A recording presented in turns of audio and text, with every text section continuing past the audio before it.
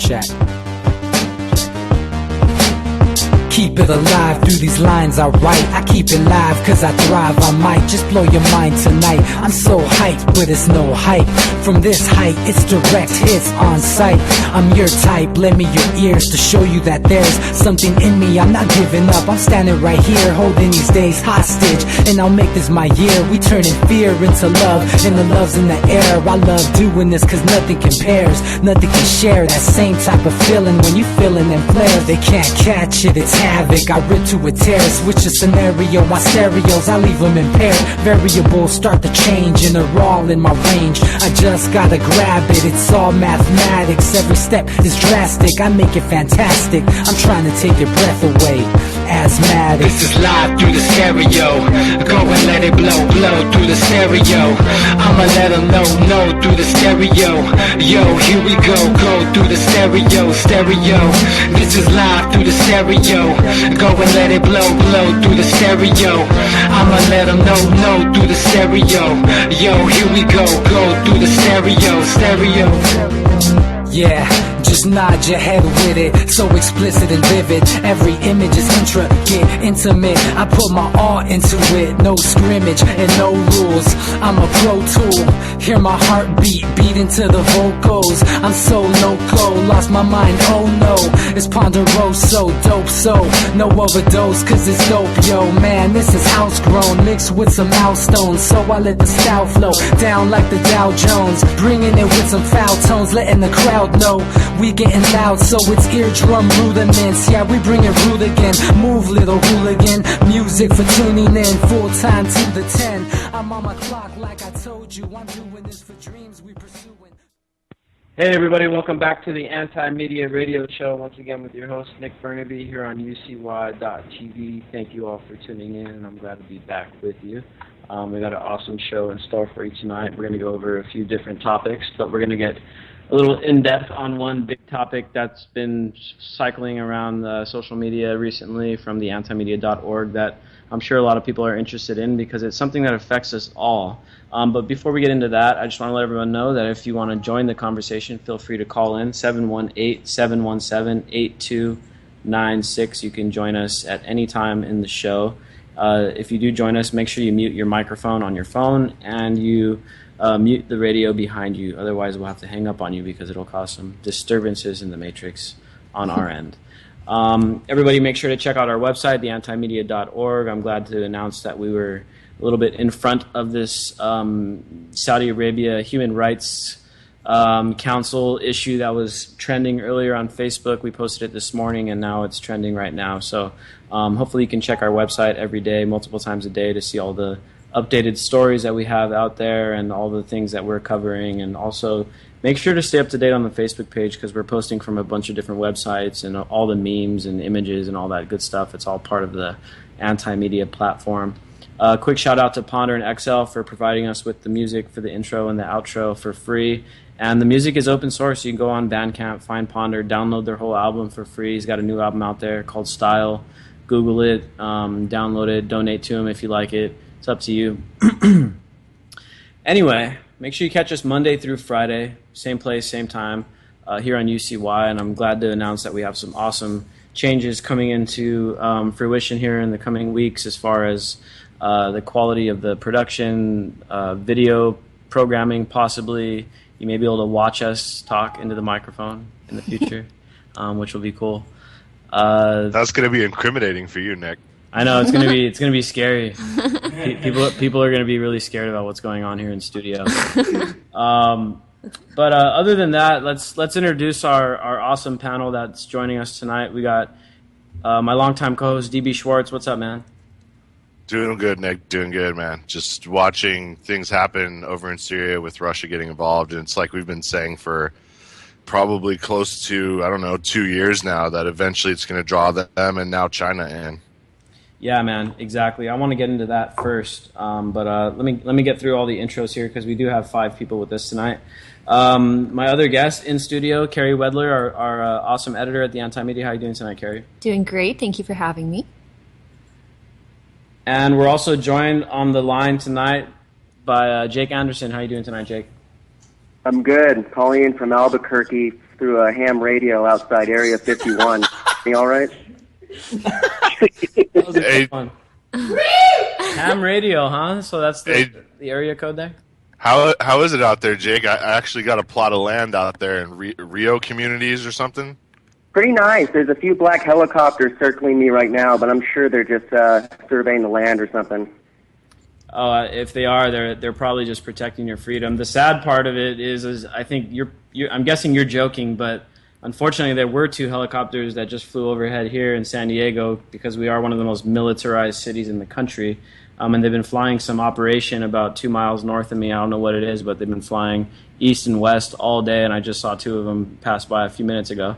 We had a P2 up here, Nick. Oh, damn. I don't even know what that is. Stealth bomber. Oh, shit. Well, hopefully you didn't see it. Otherwise, they may come kick down your door. We're also joined on the call tonight by Manny Aguilar. What's up, Manny? Up there, Nick, BB, Jake, Carrie. Hi. Yeah, nothing personal, but I think I would rather have Carrie sitting next to me than Jake, you know. Nothing personal against it, but now that brother, but you know what I'm saying? You know. But basically, just been keeping track of how the Border Patrol finally got, you know, basically taken care of.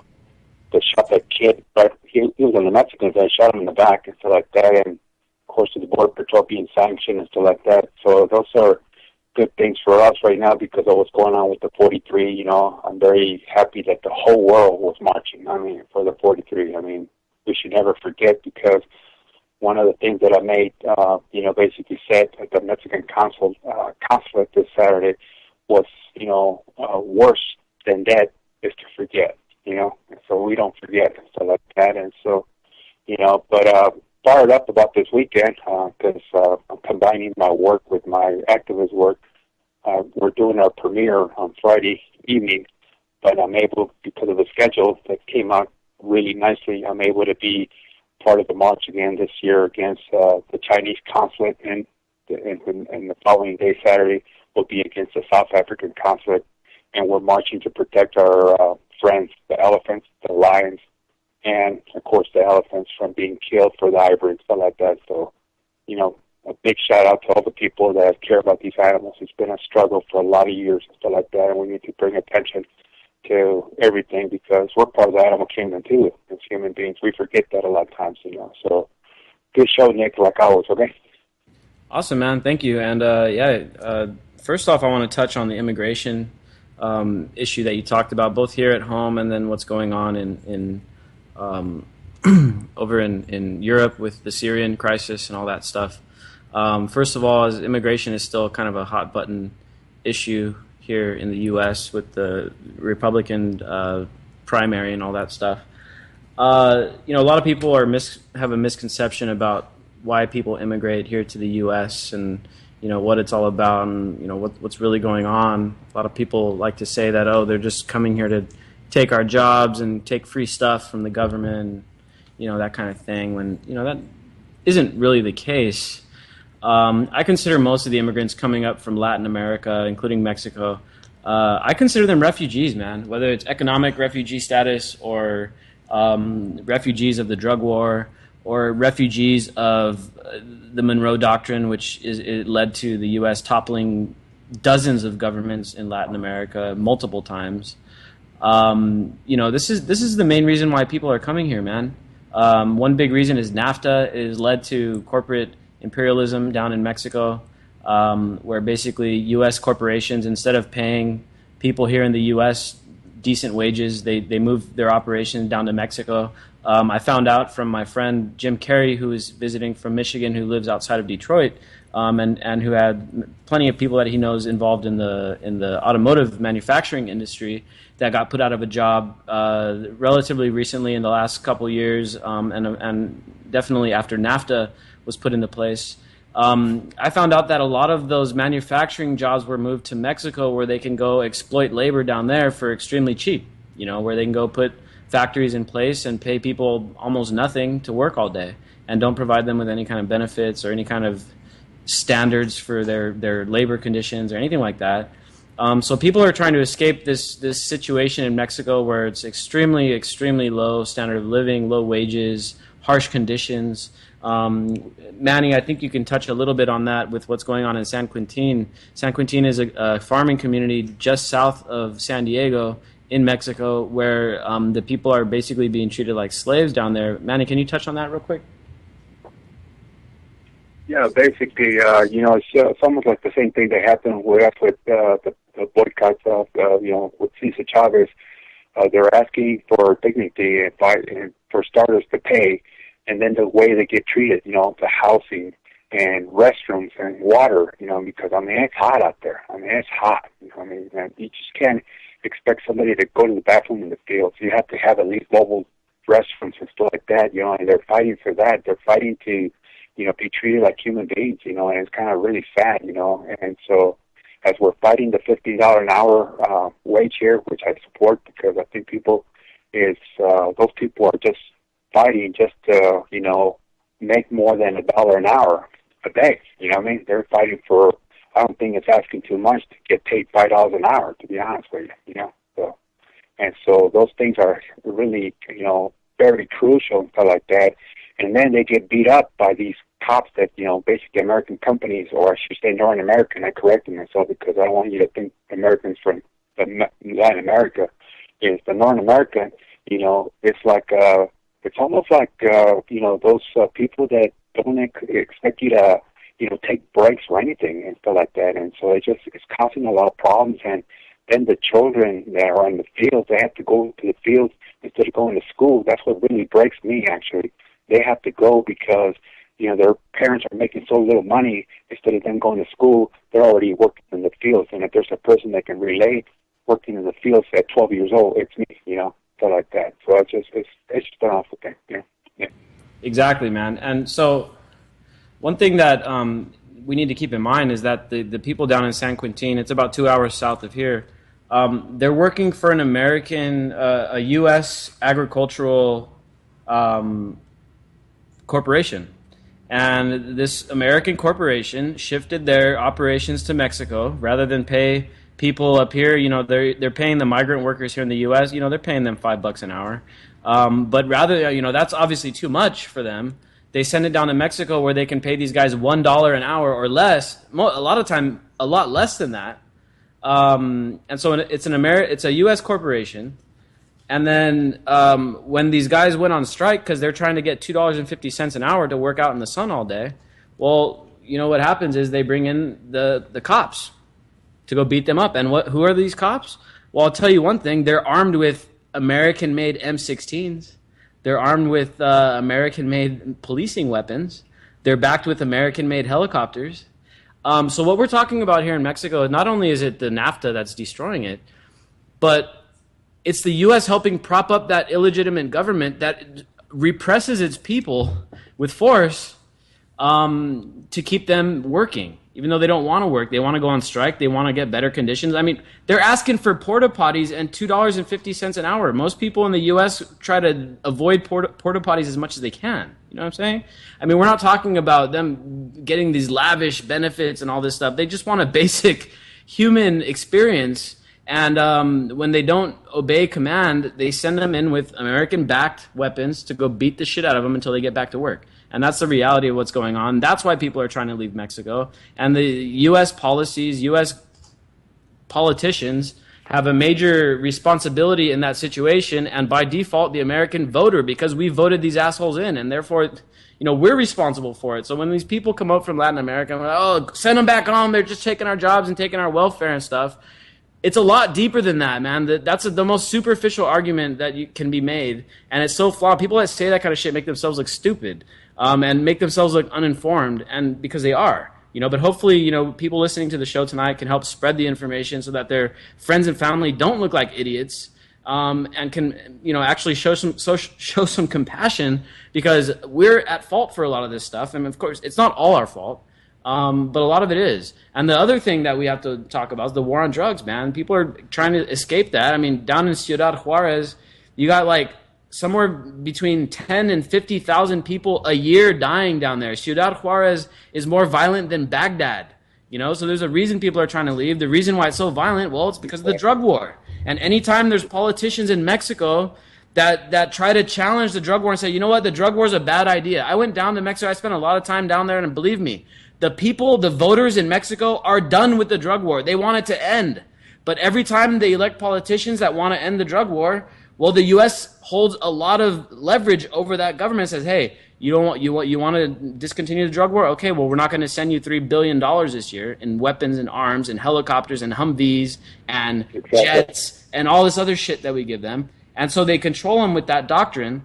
And if the politicians, even without all that leverage, if the politicians still go against us, well, then unfortunately that politician ends up disappearing, and the cartel kidnaps that politician, and then that's the end of the story. You know what I'm saying? So, you know, this is a big, deep web. It's all part of the Monroe Doctrine. If people don't know what the Monroe Doctrine is, go Google it. Google modern Monroe Doctrine, man. It's really dirty. It's a really evil. It's a real evil ideology the U.S. uses to dominate every single country in the Western Hemisphere, except for Cuba and Venezuela, and we all see how they're treated by our government. Everyone else falls within our sphere of influence, meaning that they basically have puppet governments that do follow orders coming from Washington, and the people in Latin America are pretty much getting repressed, and that's why they're trying to leave those countries. So it's a lot deeper than them just trying to get our jobs and our welfare. So let's move on from that. And I was just going to interject something that was just going on in Peru, where the government just basically put out a statement saying, hey, anybody that's coming out of the jungle that we suspect with, narco trafficking, we're just going to blow that plane out of the sky. And you know what? Sure enough, the State Department said, not only are we going to withhold $4 billion a year, but you're going to start having some terrorism coming out of those jungles if you don't not shoot those airplanes down. Yeah, exactly. Nick, I also wanted to comment that if anybody is listening, we like to see, obviously, Monsanto boycott because of the chemicals that they're bringing to Mexico, but also the big company, as much as I like strawberries, I'm boycotting Driscoll, because Driscoll is the one that's giving us a hard time in San Quintin and stuff like that, And I also want to do a shout-out to the Dreamers' moms who are in Tijuana. I also want to do a shout-out to Hector and his people at the Deported Veterans, house down there, a.k.a. the bunker. Awesome, man. Thanks for getting that out there, man. People need to put their money where their mouths are with these boycotts and really identify where the problem companies are, whether we're talking about Walmart, McDonald's, or Monsanto, or Nestle. I mean, we need to put the boycotts in place. That's the first step to take to let these guys know that there's a reality check out there coming sooner or later. Now, moving on from North American immigration issues, I want to shift over to what's going on with the Syrian refugee crisis, because there's a great article out today by Justin King, one of our awesome journalists. It's an article on the Fifth Column, and he kind of sheds light to another fallacy that's being spread around social media, where I've been seeing people say, well, all these refugees are a bunch of pussies. They're just running from their problems, and they're just trying to get to Europe, and they're just invading Europe and trying to get a bunch of free stuff. And this is an argument being made, and people are saying that, all these refugees are just invaders. They're just invading Europe, and, they're just this is all part of the ISIS's plan to conquer Europe with Islam and all that stuff. First of all, that's 99% of that total bullshit. Is there terrorists that are sneaking in with the refugees? I'm sure there are a few. I'm sure there are, man. But the fact of the matter is that 99.9% of Muslims are not terrorists. They're peaceful people. They're looking to have a good life, just like the rest of us are looking to have a good life. But secondly, I mean, this idea that these guys need to just stay there and fight and stop being pussies, that's completely illegitimate. And this article just sheds a lot of light on that. The article is called "Putting Syria into U.S. Terms. No, you wouldn't stay and fight." Everyone, I encourage you to go over to the Fifth Column and read this article, because it's a real eye-opener. Basically what the article does is it takes the statistics that are going on in Syria, whether we're talking about the amount of people killed, the amount of people displaced, the amount of refugees that are leaving. If this were happening in the U.S., there would be 100 million people either homeless or having to leave their homes and moving somewhere else. We're talking about 1/3 of the U.S. population. If this were happening in the U.S., 50 million people would have had already fled the country. If this were happening in the U.S., we're talking about 35,000 young girls that would be going up for auction right now to the highest bidder as a sex slave. Okay, but this article really puts this stuff into terms about what's really going on in Syria. It's a horrible, horrible situation. There's like dozens of different factions that are vying for power, including, of course, ISIS, including, of course, the Assad government, including, of course, the CIA/Pentagon-backed Syrian rebels, and all the other Russian-backed factions out there. I mean, there's all these different factions that are fighting, and a lot of these guys have been fighting hardcore for decades. I mean, they've been fighting in Iraq and Afghanistan and all over the Middle East for a long time. We're not talking about some dudes that are just flying in from the UK that are just picking up a gun for the first time and say, yeah, I'll shoot somebody. Yeah, there are a few people that are flying in from the UK to go fight. But a lot of these fighters, I'd say most of them, have been fighting for a really long time. They know what they're doing. They're good at killing people.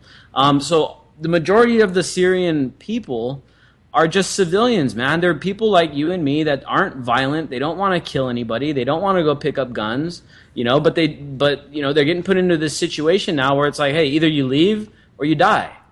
Nick, the situations that they're totally disarmed at a civilian level, and they have these completely psychopathic roving bands of guys hopped up on all kinds of narcotics, just carving them up door to door. I mean, that's the kind of videos we see, and you would leave. I mean, I would flee. That's too insane to be a part of, even if you're a trained soldier. Yeah, man, it's really crazy, and people that are out there just completely showing no compassion for these refugees. I mean, I hate to say it, man, but they're probably psychopaths. You know what I mean? The people that just have no compassion at all. They don't identify with it because it's not happening here at home. Well, to me, it's a consequence of propaganda. We're seeing how effective the campaign has been to dehumanize people that aren't white Americans. And it makes it a lot easier for the average American to look at these brown people who've been demonized in the media, demonized by their politicians, demonized every single place they have exposure to it. So, of course, they're not going to feel sorry for them. They believe that every Muslim is a terrorist. Yeah. Yeah, this is nothing new. I mean, this is just our national legacy of just xenophobia repeated abroad. Yeah, man. I mean, I can't even talk about it too much without getting kind of sad. I'm going to read a little excerpt here from the article, and then we're going to move on to the next topic here. But this is an excerpt from the article. So this morning, as you make sure your tie is straight and you double check the length of your cuff you are showing, look in the mirror and think about how long it has been since you were in a fist fight. Now imagine being in a fight to the death. As you kiss your kids goodbye, take a good look at your daughter.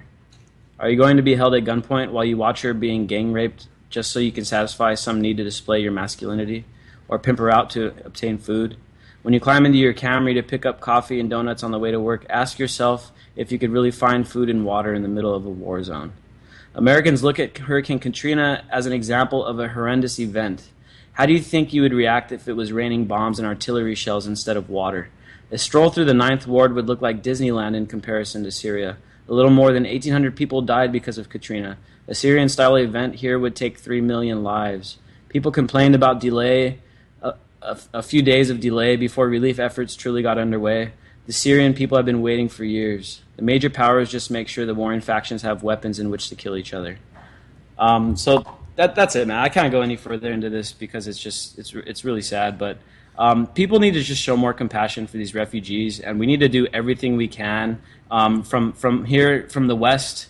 We need to do what we can to stop our government from arming these rebels. Thankfully, that narrative is falling completely apart. The Pentagon just announced that they're ending the training of the rebel program. Keep in mind, the CIA has never acknowledged that it began training rebels, and it definitely has acknowledged that it's stopping. So as the Pentagon has publicly said, okay, we're going to stop doing this, the CIA is still in there doing what they're doing, and they've been doing it since 2006, long before the Arab Spring ever started. You know what I'm saying? Because this stuff predates the Arab Spring. Obama, all these politicians get on the TV and they say, the Arab Spring, and there was these pro-democracy protesters, and Assad went and brutally repressed them, which is true, at least partially. But we've been working to overthrow the Assad government for about a decade, if not longer. And so the Arab Spring was a very opportunistic way to go and help overthrow the government and provide a moral authority, because Assad, tried to repress the protesters, and it gave us the moral authority to go in and arm the rebels and all that stuff. So, this is a really deep chain of events. Go check out some of our foreign policy articles on the antimedia.org if you want a bit more of an understanding about it. The first thing I want to say about, in retrospect here, is that Russia is not the good guy. Russia is not by any means the good guy. Assad is not the good guy. Assad has never been a good guy. He's a dictator. Russia is a pretty much fascist. You know what I'm saying? But Russia is out of our control. We can't do anything about what the Russian government is doing. As U.S. people in the U.S. that are paying into the system, we can't really do anything about Russia. We can, but that's World War III. And we don't want that either. What we can do is get our politicians to stop funding these civil wars and stop arming these rebels and stop trying to do all this propaganda and proxy wars, because hundreds of thousands of people are dying, millions of people are being displaced, and I hate to say it, but everyone that lives in the U.S. that buys anything, that pays any taxes, is at least partially responsible. You got blood on your hands. It's time to put an end to all this shit and let our government know that we're not going to stand for it anymore. But that's where I'm ending this on the Syrian thing. It's just too much for me to handle. But we're going to go on to this next topic, and this topic is extremely large, and there's a lot to be said here. But what we're going to talk about is the deep state, and Jake's going to give us a quick introduction here, and then we're going to have a little discussion about what the deep state is. Yeah, this is a good segue, Nick, because it actually interconnects with everything you just talked about and a lot more. So the title of the article that I wrote about this is called "Forget the New World Order, Here's Who Really Runs the World." And I wanted to kind of tap into that, the zeitgeist of kind of this overarching conspiracy of a few people running the world. It's a much maligned ideology, and, people think, there's reptilians running the world, or there's three groups, the Bilderbergs, the Trilateral Commission, the IMF, take your pick of which groups really run the world. But the truth is that the core idea behind the New World Order, which is, deep and overarching collusion between Wall Street and government that has a globalist agenda, is very much active. We're just using the wrong terminology for it, one that's been stigmatized and one that's kind of neutered it of its power. A number of insiders and analysts have been, for a few years now, talking about something called the deep state. The deep state, I guess, to put a basic definition on it, would be a kind of cross-fertilization of corporatism with our now eternal globalist war on terror. One of the people I cite, he's a former Republican congressional aide named Mike Lofgren. He calls it basically the nexus of Wall Street with the national security state. He says it's a hybrid of national security with all the law enforcement agencies, and that includes the Department of Defense, the Department of State, Department of Homeland Security, the CIA, Justice Department, and he also throws in the Department of Treasury because of how easily it can facilitate the flow of money and enforce international sanctions and all that stuff. He even includes the Foreign Intelligence Surveillance Court. So now, that's a mouthful. It's hard to even grasp what that means. At the outset, it kind of just sounds like a bloated state apparatus of government and crony capitalism. But it goes much further than that, and it even goes further than the military-industrial complex.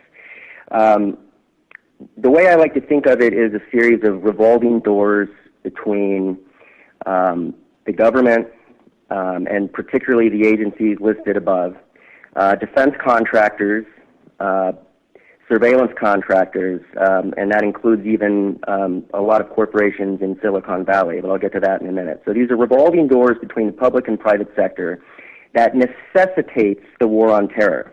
The war on terror is inextricably the root of all of this. Now, that's not to say the deep state wasn't operating before 9/11, But the surveillance, or excuse me, the national security state we now find ourselves is kind of the foundation of this. And, you know, Dwight Eisenhower, the president, you know, in his farewell speech 50 years ago, he warned very explicitly about the military-industrial complex. But I don't think even he could have possibly imagined the rise of, you know, how much power defense contractors were going to have in terms of essentially, you know, bankrolling or benefiting from our wars abroad, and their relationship with banksters, military campaigns, and surveillance intelligence. So, you know, most citizens are, you know, passively aware of the surveillance state and the collusion between government and the corporate heads of Wall Street. But I don't think most people understand how much of the intelligence functions of our government has been outsourced to privatized groups that have no oversight or accountability. Lofgren says, and he's done his research, he says that 70% of our intelligence budget goes to contractors. I mean, 70% of our intelligence budget essentially has no oversight. Now, what does this mean? Well, I'll be honest with you. I mean, it's an incredibly complex idea. But what we have here is a kind of groupthink in which Washington and these different groups are kind of in lockstep in terms of certain ideologies acceptable and what is not acceptable. What we do know is that high-ranking members of government launch wars that benefit defense contractors. They then leave office and fall ass backwards into these incredibly lucrative jobs with investments, and you know, basically they're set for life. And Lofgren and several other whistleblowers think this is part of this deep collusion. You know, it explains how the Clintons left the White House pretty much broke, but then almost immediately had $100 million. It explains how former General and CIA Director David Petraeus, who has no experience in finance whatsoever, became partner at KKR private equity firm, and how acting CIA Director Michael Morrell became senior counselor at Beacon Global Strategies. These are very clear connections that show the revolving door between defense contractors and government agency. And then, of course, Silicon Valley gets involved. And I don't know. What do you think about this, Nick? I mean, is this even palatable, or is this just a bunch of gobbledygook? No, man. I mean, it really explains. It puts into on paper, you know, the real web of control that's going on. Because for a lot of people, it's kind of like it's so easy to just say, oh, it's the Illuminati, and you know, it's this, that, and this stuff that's intangible. But I forget who said it, man. But there's people that are running this shit, and they've got names and they've got addresses. You know what I mean? Right. So, I mean, this is a really important step to put this stuff down on paper and really untangle the web of control that's going on, and the web of theft. Really, it's just pure theft. They're taking our money and using it to control the world. And they looted the country. It explains the bank bailouts, tax breaks, resistance to legislation that would regulate Wall Street. It explains the, you know, complete out-of-control campaign financing, the lobbyists. You know, it explains how these senior government officials and ex-generals and high-level intelligence operatives finding themselves multi-million-dollar and you know, pile of investments. How did it come into play here? Well, it's part of our continued obsession with American exceptionalism, and you know, it's some people would say the Federal Reserve Act actually put it into play, but however it came into being, it's out of control. It's, I mean, the only metaphor I can think of to explain it is strong artificial intelligence, where we create this little kind of hybrid monster of human and machine intelligence, and then exponentially it starts to grow and it gets out of control, and before we know it, no one's in control of it. It's just this decentralized monster that's controlling all of us. And I don't know. I've been racking my brain trying to think of, any possible way that we could even approach how to stop something like this. It's a complete symbiotic relationship between banksters, lobbyists, defense contractors. They own the Fourth Estate, journalists. Most Washington think tanks are a part of it. They're a part of this groupthink. It's Orwellian in nature. Orwell would probably shit his pants if he saw this, And yeah, I don't know. there was an article that came out the other day from the UK, man, and one of the decent politicians out there was saying that the stuff going on now, because England has an even worse control apparatus than the U.S. does. It's a lot smaller of a country, so it's a lot easier for them to put a clamp down. I was watching the Citizen 4 documentary the other day, and one of the Snowden was actually telling one of the journalists from the UK about how the GCHQ literally has a dragnet on every single bit of communication content that comes in and out and within England and the UK. Like every single shred of information that comes in, out, or through England is databased and analyzed, and they've got the most advanced surveillance state out there. You know what I mean? And I'm sure it's the same here. And fortunately, look, there is a mobilization taking place. A lot of Silicon Valley tech moguls feel look, they took part in it. Lofgren says, a lot of the stuff the CIA and NSA do simply couldn't be done without, Silicon Valley being complicit. But you have a number of groups stepping up right now, and it's as varied as Occupy to the Tea Party, Anonymous, WikiLeaks, anarchists and libertarians, the Electronic Frontier, whistleblowers, and, in my opinion, heroes like Edward Snowden. People are starting to chip away at this, at this power wielded by the state.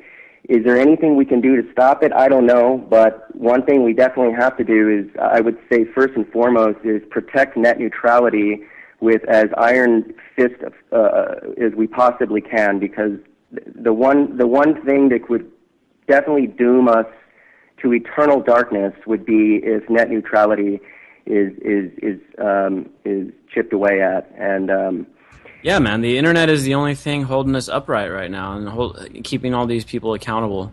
I'm gonna play this Dwight D. Eisenhower speech real quick, just for the people that have never heard it before, because it's something that has to be heard.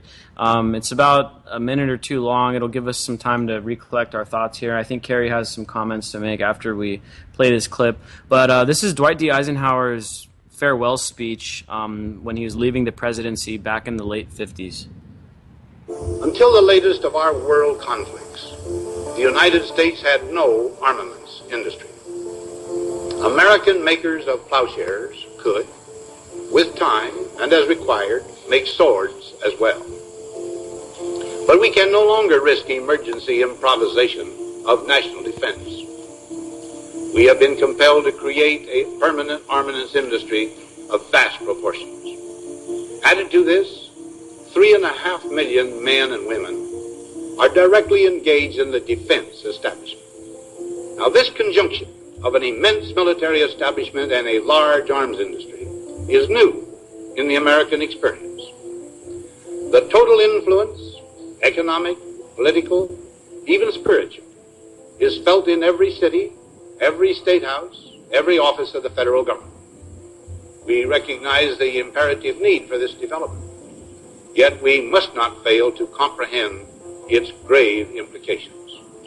Our toil, resources, and livelihood are all involved. So is the very structure of our society.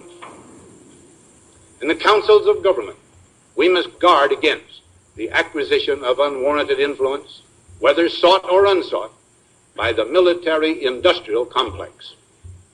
The potential for the disastrous rise of misplaced power exists and will persist.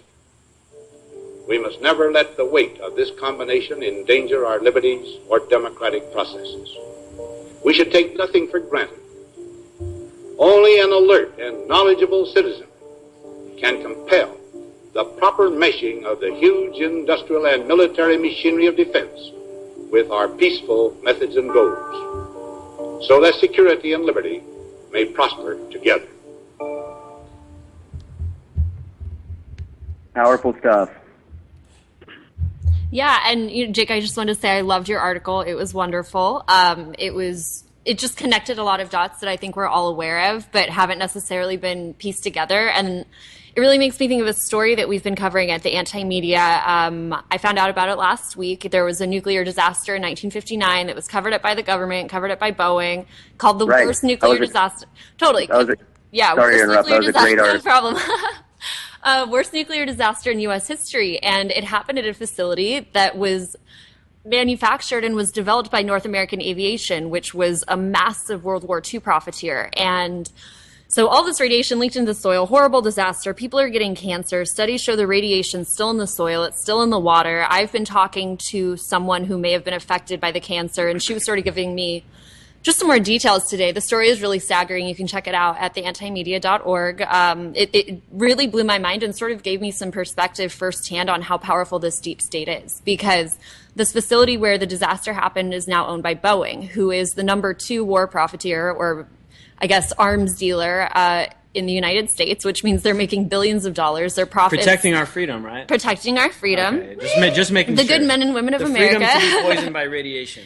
Exactly. And it just makes me sad, because Boeing has completely stalled a cleanup effort. They're obligated by law to do so. I have some really interesting information I can't comment on yet because I have to confirm it. But it just seems like this ongoing battle, there is absolutely no way for the average citizen who got cancer from this radiation that the United States was developing because of nuclear power. They got radiation because the government was racing to develop nuclear power. And this happened before Eisenhower even made that speech. So all of these foundations were laid a very long time ago, and they were already happening. And the decades that have passed since have empowered these companies to the point where Boeing doesn't have to worry about cleaning up radiation that is potentially killing people, because they can just pay off the departments that are handling the cleanup. They can pay off the lawmakers, and they have them in their pockets. And this is just a tiny example. This is just a few million, possibly just people living in Southern California who are affected by this, but it's just another consequence. And it's really sad for me to see that it hasn't gotten better since Eisenhower warned of this. It's people didn't take the warning to heart. They didn't listen to it. And now we've ended up here. And it's just, you see these consequences everywhere, whether it's abroad with refugees being driven out of their countries. It's really depressing. It's really extensive, and it affects people around the world regardless of nationality. So it's really sad, like you said, Jake, about American exceptionalism, to see that this is still perpetuated as people are dying and suffering. It really shows the power of the deep state. Carrie, I'll be honest with you. Yeah, that article scared the holy hell out of me and my entire family, and yeah. And we're still reeling from it. And you had mentioned on Monday's show that you lost sleep over it, and we have too, actually. And yeah, it's a prime example of the deep state operating with impunity, and it's terrifying. And just imagine what we don't know. If what we know is this scary, imagine the true terror of what we don't know, and that's the terror that Americans need to face here. Not this fictitious war on terror that involves a few extremists abroad. The real war on terror is the war against our own government, and unfortunately, people are going to have to understand that. And different groups are going to have to put aside their differences and wedge issues, and look and transcend the divide and conquer tactics. Progressive leftists are going to have to team up with libertarians, and everyone is going to have to put their little petty differences aside, and we're all going to have to aggressively attack this. And so, yeah, I once again applaud you for that article, even though it scared me senseless, Carrie. I want to introduce just one guest to the show real quick, Aaron Nelson. How you doing tonight, Aaron? This is actually Chaz. I'm hanging out with the guys over at the Pontiac Tribune. Never called in before, but I was listening tonight and wanted to chime in on what you guys had to say. Awesome, Chaz. Let me give me a second. I'll get back to you in a few minutes. I'm going to go back to Carrie real quick. While we're still on this topic of the deep state, on this story about this nuclear disaster up in L.A. and the Simi Valley and these places, can you elaborate a little bit more, Carrie, about how Boeing really uses the legislature to kind of get its way? and kind of help cover up this whole disaster. Absolutely. So first I want to say that no one was ever supposed to know about this. The government lied about it when it happened, and people only found out because these UCLA students just randomly happened upon a commission record, the Atomic Energy Commission, that had explained that 300 times the allowable amount of radiation had leaked. So this was supposed to be kept secret forever.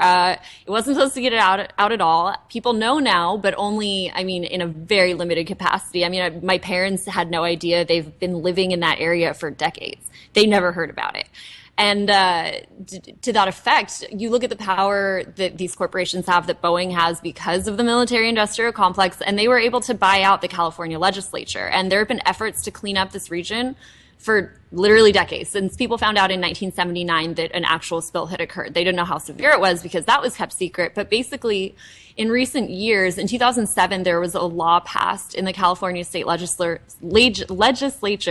that said that Boeing was responsible for cleaning up the site. And numerous studies have shown that it's still contaminated. There's still just absurd amounts of radiation in the soil. And the law was passed, and sure enough, a high court ruled that the standards were too strict, so Boeing didn't have to clean up. So Boeing has managed to not only buy out the courts, because they're involved with people who appoint judges, obviously, and they're paying off people in the legislature. So there was someone in the legislature who was on an environmental committee, and he appointed a woman named Barbara Lee to the DTSC, which is the Department of Toxic Substance Control. And pretty much anyone that's involved in the cleanup, there's Lisa Tucker from consumerwatchdog.org. They are pretty much convinced that the DTSC is controlled by Boeing, because Boeing made donations to people in the legislature that saw that this woman was appointed. And she has, on one hand, admitted there's contamination that is severe, and on the other hand, said that she doesn't think it poses a risk to any of the surrounding neighborhoods, which flies in the face of all of the research that's been done over the years. And it's research that's been sponsored by the government. I mean, it's absolutely mind-blowing. And so Boeing has at every level managed to stall. And the DTSC is pretty much in charge of establishing cleanup guidelines, which it just hasn't done, just hasn't gotten around to it. It's only been 56 years. The DTSC still has nothing to say. And instead, based on information I got today, I don't want to say too much, but from what I understand, Boeing has been allowed to conduct their own report and decide their own cleanup standards. And write their own reports. And write their own report. And I don't want to confirm. I still need to do a little bit more research. This is like a serial killer, saying, "Oh, I investigated the killings and I found that there's, no evidence of any wrongdoing."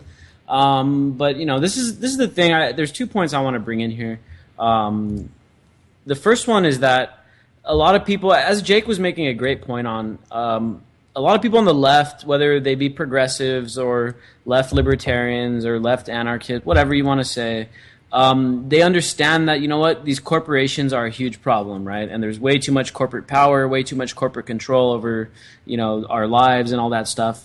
And they're completely right, and it's a huge problem. And Boeing is a perfect example of a corporation that is completely unhinged. Not only are they making money from bombing the shit out of Syria right now, Libya, and all these other countries that we're dropping missiles on right now. Obama started 7 new wars since he became president, even though he won the Nobel Peace Prize. Well, and they're selling arms to the rest of the world as well. Keep that in mind. Yeah, too. I mean, they're selling arms to Mexico, they're selling arms to Saudi Arabia so they can go bomb Yemen, and all kinds of horrible things.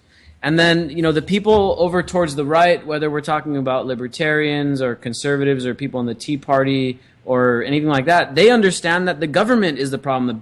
We don't need a big, strong government, dictating our lives for us and stuff like that.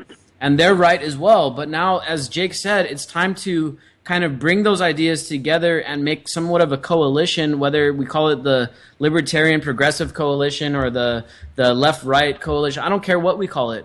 But people need to understand that this deep state is much bigger than just either corporations or government. They have both almost become one single functioning, well-oiled machine that all of them work to extract money from us and to oppress people and to do horrible things around the world. And it's time that we both acknowledge those ideas from either side of the spectrum, bring them together, and form a coalition, a broad front to oppose these ideas. Otherwise, if the progressives spend all their time attacking libertarians and the libertarians spend all their time attacking Bernie Sanders, no one's ever going to get anywhere. You know what I'm saying? We need to form somewhat of a broad coalition here and move forward as a united front. Otherwise, we're just going to end up fighting each other. And the divide and conquer tactics that are being used against us right now, as we speak, are just going to continue to prevail, and we're all going to continue to get poorer and poorer. More and more people are going to die. More and more people are going to end up going to prison, and more and more people are going to get invaded around the world for resources. And unless we put a stop to this thing,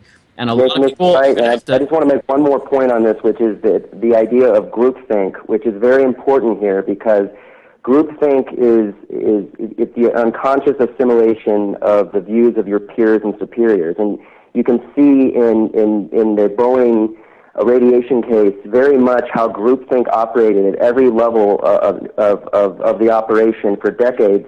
People unwilling to question the narrative and instead falling into the same groupthink, and we see this across the board in this country in every possible way.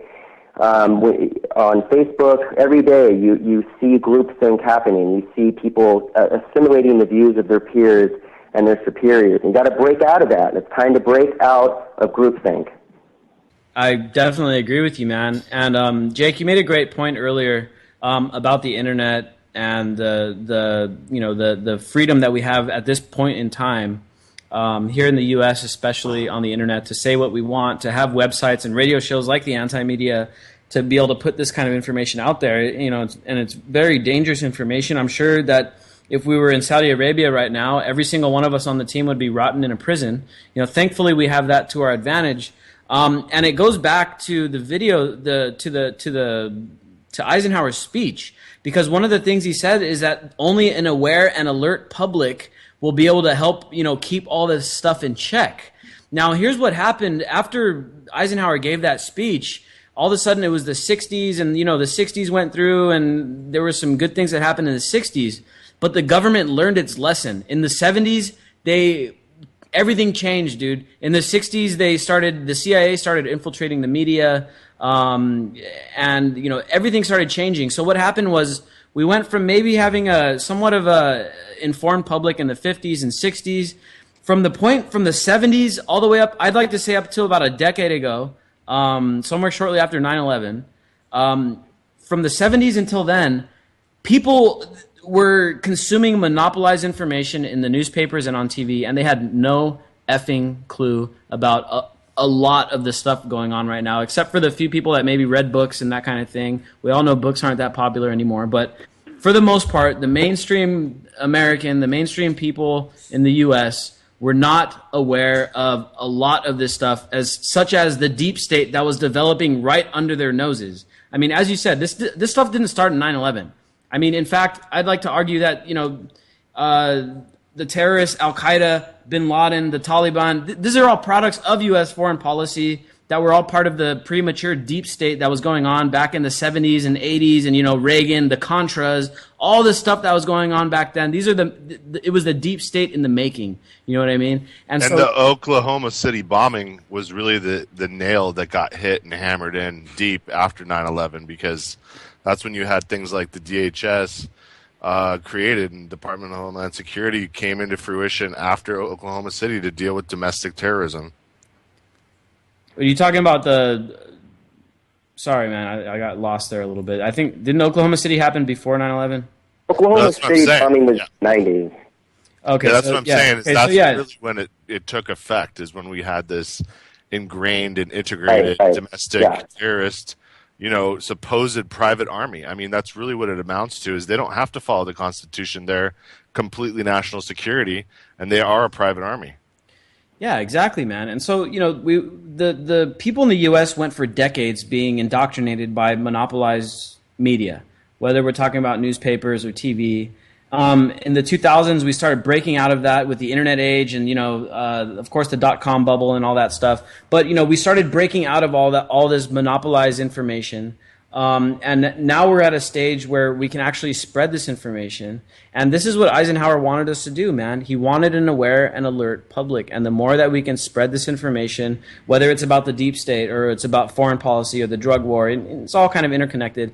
All this information needs to get out there. People need to share the articles. People need to listen to this radio show so that we can spread this really dangerous information to the establishment, to everybody else, because not a lot of people know about it, because a lot of people, unfortunately, are still watching the Kardashians on TV and are still doing all that stuff and aren't really paying attention. But I think that we can change that with the right with the right strategy. And as I mentioned, and as Jake touched on, building a coalition of people that may disagree ideologically and politically, but can agree on certain things, such as that we shouldn't have this deep state operating every facet of our lives. I think that's something that most people can agree on.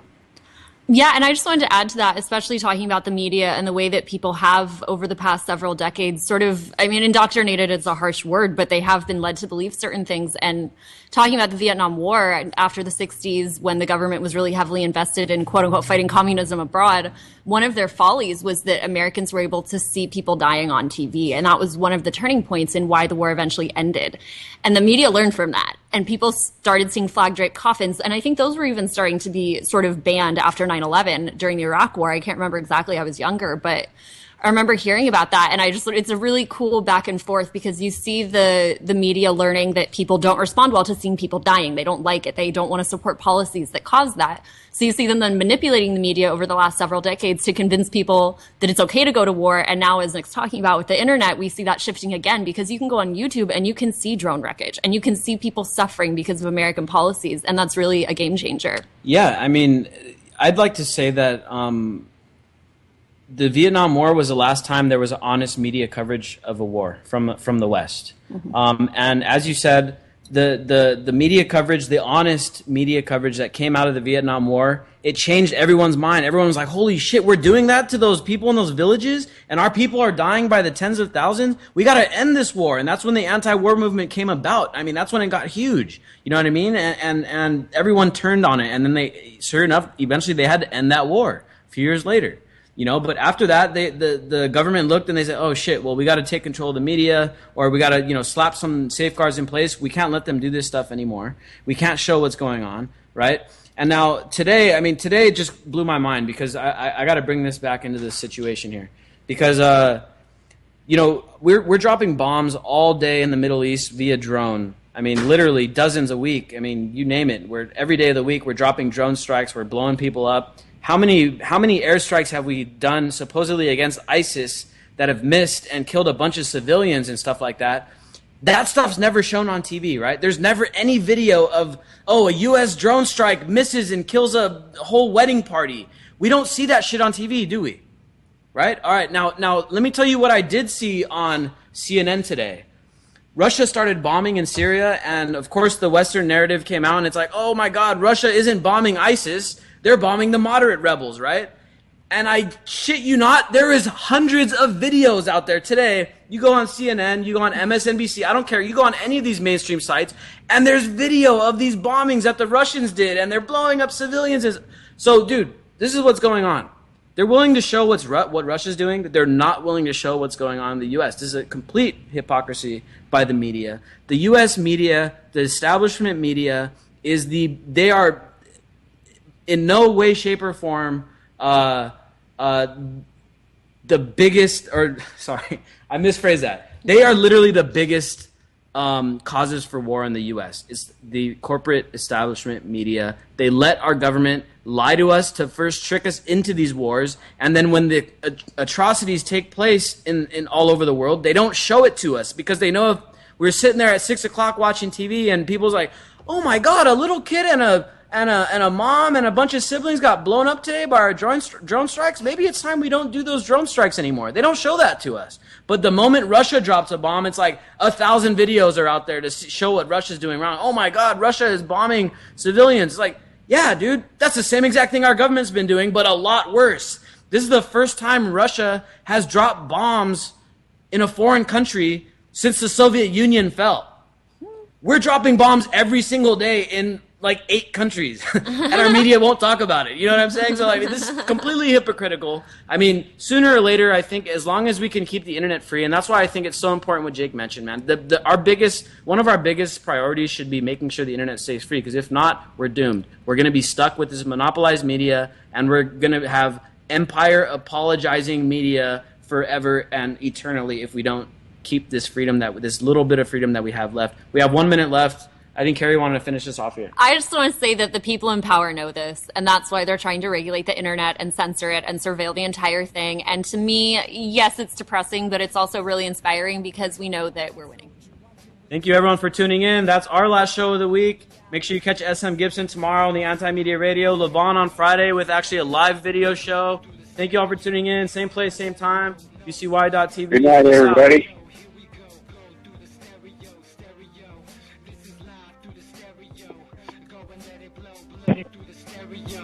I'ma let them know through the stereo.